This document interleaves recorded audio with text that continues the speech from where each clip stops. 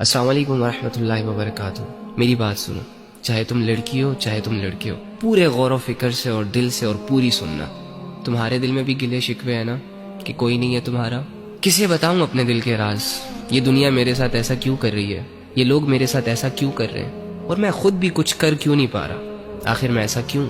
جب انسان دنیا کی زندگی کو ہی سب کچھ سمجھ لیتا ہے نا، تو واللہ ہی وہ اس سٹیج پر چلا جاتا ہے کہ دنیا کی زندگی اسے سمجھ نہیں آتی۔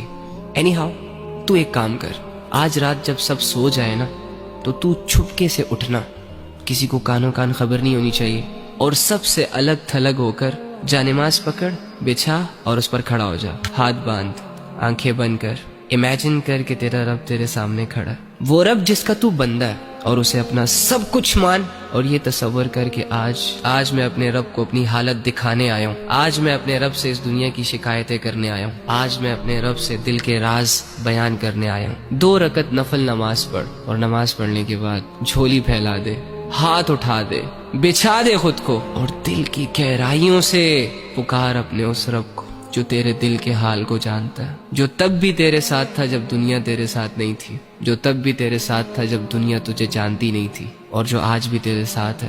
وہ اکیلا کافی ہے تجھے سنبھالنے کے لیے۔ اگر تو گر چکا ہے تو وہی تجھے اٹھا سکتا ہے۔ اس یقین، اس امید، اس تصور کے ساتھ اپنا حال دل اپنے رب کو سنا۔ ایک آنسو کا قطرہ نکل آیا نا، یا تیری آنکھیں صرف نم ہو گئی، یا چلو اگر تمہیں صرف اتنا احساس ہو گیا کہ میں اللہ کے سامنے بیٹھا ہوں، میں اللہ ہی سے بات کر رہا ہوں، یقین کر کے اٹھنا کہ تیرا رب تجھ سے راضی ہے۔ اللہ کے سامنے کھڑے وہی ہوتے ہیں جن کو اللہ کی ضرورت ہوتی ہے۔ تو اللہ کے بندو، آپ کے مسئلے کس نے حل کرنے ہیں؟ عاملوں نے؟ کالے جادو والوں نے؟ کس نے کرنے آپ کے مسئلے حل؟